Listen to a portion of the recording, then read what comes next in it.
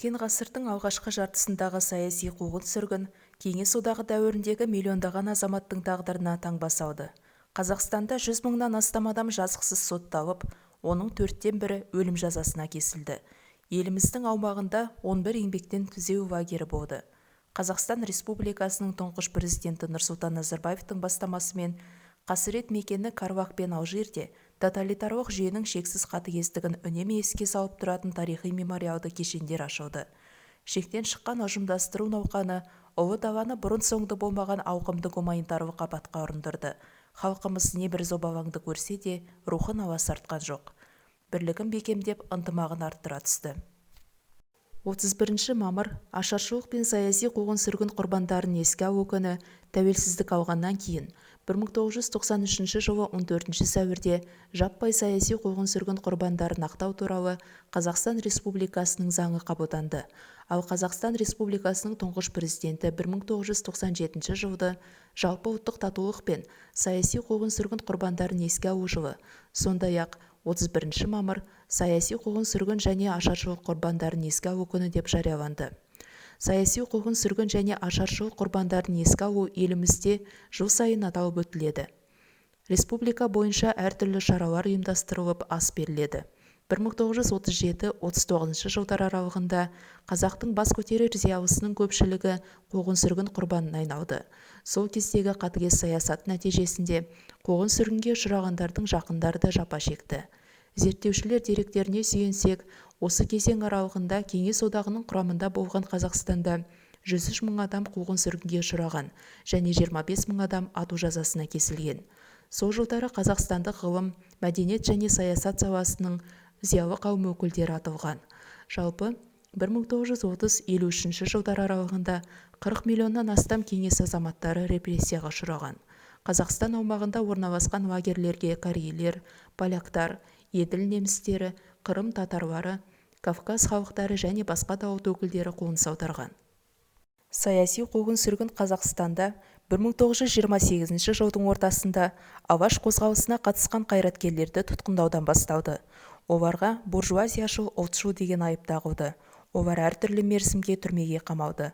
Ату жазасына кесілді, еріксіз жер аударылды. Ұлт қайраткерлеріне негізінен Кеңес социалистік республикалар одағын құлату үшін жасырын контрреволюциялық ұйымдар құрды деген заңсыз жала жабылды. Осылайша халық жаулары, ұлтшылдар, исламшылдар, түркішілдер, Жапония тыңшылары және тағы басқа желеулермен қазақтың бас көтерген зиялыларынан бастап, қарапайым еңбек адамдары да жазықсыз саясаттың құрбандығына шалынды. Тіпті Левон Исаевич Мирзаян Сталиннің бұйрығымен жазықсыз атылғандар санын қолдан мейлінше арттыруға тырысты.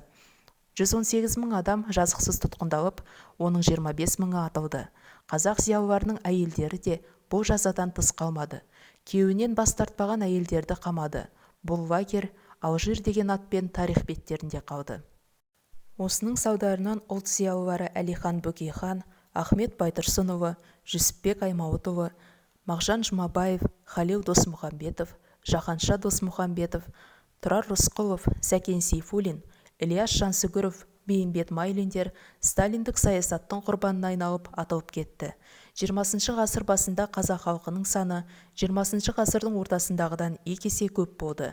1872 жылғы статистикалық есеп бойынша қазақ даласында 5 миллионнан аса халық болған екен. 1910 жылдары Ахмет Байтұрсыновтың 6 миллион қазақпыз деп өлеңінде келтіруінің өзі 40 жыл ішінде қазақтардың саны тағы шамамен 1 миллионға көбейгенін білдіреді емес пе? 1939 жылғы санақта қазақтар 2 миллион 300 мың болды, яғни 2 есе азайды. 1916 жылғы көтеріліс, азамат соғысы, тосыннан келген жұт 1919-1922 жылдар аралығындағы бірінші аштықтың туынына себепкер болды. Бұның салдарынан 1,5 миллион адам қайтыс болды. Ол көбінесе елдің оңтүстік аймақтарын қамтыды. Нақ осы және басқа да деңгейде Қазақстанның барлық тұрғындары зардап шекті. Екінші ашаршылық Голощекиннің сталиндік тапсырманы жоспардан тыс асырып орындауының салдарынан туындады. Мысалы, бір Павлодар өңірінде орталықтан астық дайындау көлемін жыл сайын ұлғайтып отыруға нұсқау беріліп тұрған. Мәселен, 1929-30 жылдары округ үшін жоспар 2 миллион 300 мың пұт делінсе, 1930-31 жылдары бұл мөлшер 2 есеге ұлғайтылып, 7.750.000 пұтқа жеткізілген. Қазақ халқының үдере көшу көлемі туралы қазақтың белгілі ұлы тұлғасы Тұрар Рысқұлов Сталин мен Молотовқа жазған хатында қонысын тастап Қазақстанмен көршілес өлкелерге көшкен қазақтардың мекен-жайларынан келіп түскен шамамен алынған соңғы деректерге қарағанда, қазір Орта Еділде 40 мың, Қырғызстанда 100 мың, Батыс Сібірде 50 мың, Қарақалпақстанда 20 мың, Орта Азияда 30 мың қазақ бар. Қонысынан ауғандар қалмақ жеріне, Тәжікстанға, солтүстік өлкеге және басқа да осы сияқты шалғай жерлерге көшіп кетті. Байлар бастаған бір қауым Батыс Қытайға ауды. Бұл қазақтардың көші-қон емес, бас ауған жаққа кетуі деген дерек келтіріледі. Тәуелсіздік жылдары 146,5 мың күнәсіз жазғырылған отандасымыздың аттары жазылған 14 аза кітабы жарыққа шықты. Заңнамаға сәйкес 340 мыңнан астам заңсыз қуғын-сүргінге ұшыраған азаматтар ақталды.